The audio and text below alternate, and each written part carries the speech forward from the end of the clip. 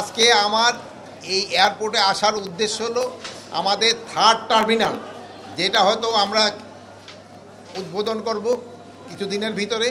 এখানে কি পরিমাণ ইমিগ্রেশনের জনবল লাগবে এটা অ্যাসেস করা এবং তাদের জন্য কি ধরনের প্রভিশন আছে এগুলি দেখার জন্য। তারপরে হলো আমি এখানে দেখে গেলাম যে আমাদের যারা আছে, এই যে ধরেন আমার ভাইয়েরা যারা বিদেশে যাচ্ছে এবং বিদেশ থেকে আসছে, তাদের কোনো সমস্যা আছে কিনা, ইমিগ্রেশনে কোনো ঝামেলা হয় কিনা, এগুলির ব্যাপারে দেখার জন্য। তো এখানে যা দেখা গেছে যে থার্ড টার্মিনালের ওই এলাকাটা খুবই সুন্দর হয়েছে এবং খুব এটা যে অপারেট করার পরে আমাদের যে এখন যে এয়ারপোর্টে যে একটু অনেক সময় একটু হ্যাসেল হয়, এটা হয়তো আর হবে না। এবং এই থার্ড টার্মিনালটা হয়ে গেলে আমাদের যারা যাচ্ছে বিদেশে তাদের জন্য সুবিধা হবে এবং যারা বিদেশ থেকে আসছে তাদের জন্য অনেক সুবিধা হবে এবং এটার অপারেশনাল ক্যাপাবিলিটি অনেক অনেক বেশি। এখন আপনাদের যদি কারো কোনো প্রশ্ন থাকে জিজ্ঞেস করতে পারেন। এটার আমি ওইটার ভিত্তি করে ওই এলাকাটা দেখার পরে, ওইটার যে প্রভিশনগুলি আছে ওইগুলি দেখার পরে অ্যাকচুয়াল ডেট আমি বলতে পারবো না, যেটা এটা আমার মিনিস্ট্রির আন্ডারে না, এটা ওই সিভিল এভিয়েশন মিনিস্ট্রি যারা আছে তারা ডিসাইড করবে।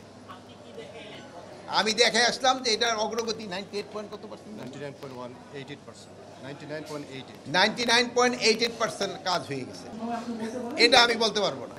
এখানে হয়তো অটোমেটেড সিস্টেম অনেক কিছু আছে।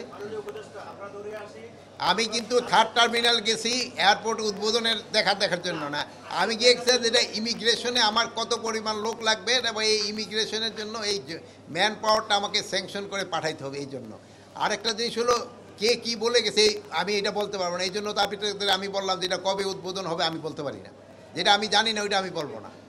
সিভিল এভিয়েশনের চেয়ারম্যান আপনারা পরে জিজ্ঞেস করেন, হয়তো উনিও রিসেন্টলি জয়েন করছে, ওনার পক্ষে তো এই মুহূর্তে বলাটা সম্ভব হবে না।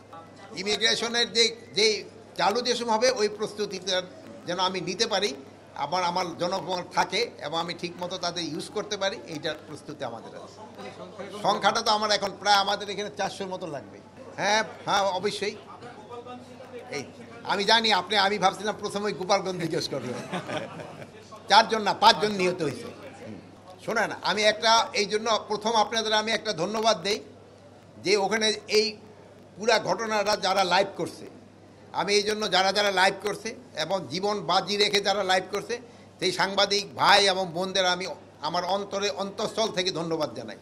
যেহেতু আপনারা এটা লাইভ করছেন যারা, তাদের মনে হয় এই ধরনের প্রশ্নগুলি থাকবে না, আর যারা লাইভ করে না ওই জায়গায় ছিলেন না তাদের বহু ধরনের প্রশ্ন হয়। এই জন্য আমি আপনাদের অনুরোধ করব, আপনাদের চ্যানেলগুলি যদিও অনেক সময় একটু রিস্ক হয়, সাংবাদিকের চাকরিরও একটু রিস্ক, আমিও হয়তো একসময় সাংবাদিকতা করছি, চাকরির একটু রিস্ক। তারপরে এই যদি আপনারা লাইভ করেন অনেক প্রশ্নের উত্তর ওখানেই পাওয়া যায় এবং সঠিক উত্তরটা পাওয়া যায়। তা না হলে ওই স্পেকুলেশন, আমরা এসি রুমে বসে বসে অনেক কিছু স্পেকুলেট করতে থাকি, অনেকে অনেক কথা বলতে থাকে। যদি লাইভ করে সবচেয়ে ভালো। যারা এটা লাইভ করছে আমি তাদের ধন্যবাদ জানাই।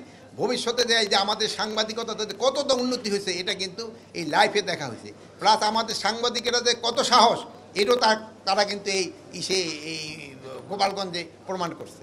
শোনান, সাধারণ বিষয়টা তো ওখানেই দেখতে পারতেন। ময়নাতদন্ত যেমন ধরেন যে ঢাকার যেটা আছে এটা তো ময়নাতদন্ত হচ্ছে, আর কয়েকটা যে দেখছেন যে ডেড বডি তারা নিজেরই চলে গেছে, তো ময়নাতদন্ত কীভাবে হবে? ওইগুলির যদি দরকার হয় আবার ময়নাতদন্ত হবে। ডেড বডি তো ইচ্ছের থেকে যদি প্রয়োজন হলে উত্তোলন করে তো ময়নাতদন্ত করা যায়। আরেকটা দেন একজন আর কারণ শোনেন, এটা ব্যাপারে একটা কমিটি গ্রহণ করা হয়েছে, এই কমিটিতেই নির্ধারণ করবে এটা কার দায়।